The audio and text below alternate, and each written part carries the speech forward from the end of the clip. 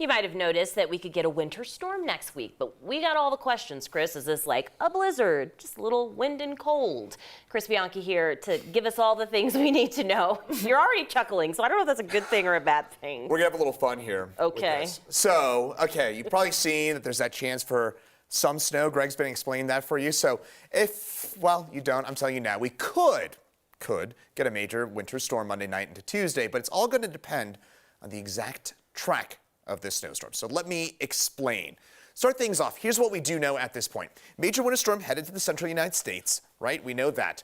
The exact track is going to determine the impacts for us. We have the potential for a few inches worth of snowfall here in Denver, but we're probably going to get more wind than anything else. Here's why. So next week, we get this big area low pressure. We are confident about that. We are also very confident it's going to get very cold next week. But exactly where that area low pressure is will determine how much snow we get or how little snow we get, at least for us in eastern Colorado. So let's get into a bit more detail about this. In Denver, what we want in terms, if you like snow, if you want a big snowstorm, you want to see an area low pressure either in southeastern Colorado or northeast New Mexico. That's when you get the counterclockwise winds that tap into moisture out of the Gulf of Mexico. It leads to upslope flow, and that's when we get our big snowstorms for us here in the Denver area. But if this goes a little further north, then we get downsloping winds. So that's why we're seeing big differences in the computer models. This is the European computer forecast model. This shows, notice how there's a little, on the I-25 corridor, there's a little hole there, how Denver, Greeley, maybe 2-3 inches worth of snowfall. That's because this computer model says that that low is going to be a little further north, which means we get downsloping winds, right? But if you move it a little further south, this is a different computer forecast model, which gets us a little bit more excited, or at least in Fort Morgan, in Lyman. Notice those differences, how we're talking about 7-8 inches out there. That's the difference. So if you get that area low pressure just a little further south down in southeast New Mexico, then we get the big snowstorm, or bigger snowstorm, 6 inches plus. But for now, it looks like we're going to split the difference. One thing we are very confident about as well, it's going to turn really, really windy for us for Monday night and to Tuesday.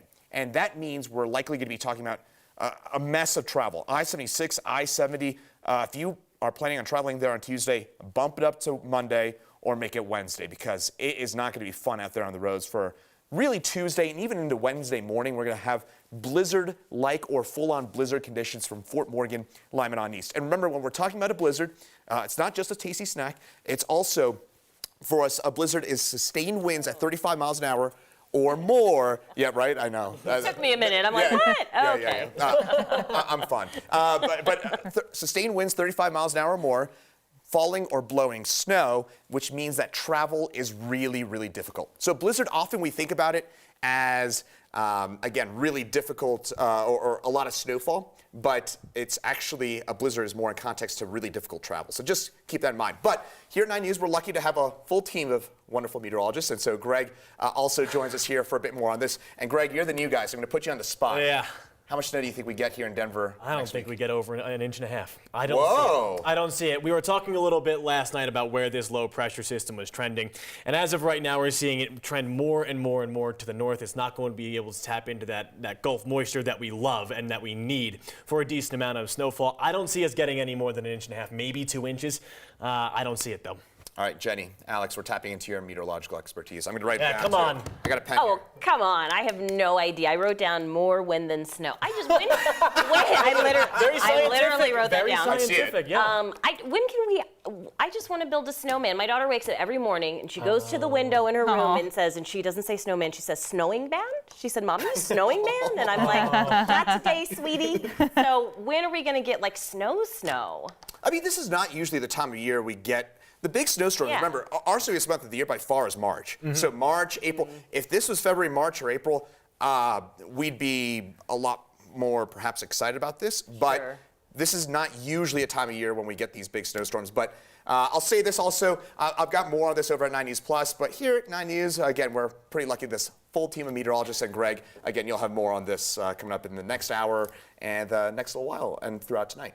Yeah. We'll track this over the weekend, too. Greg and I will be here through the weekend, so we'll stay on top of it. Those models keep changing.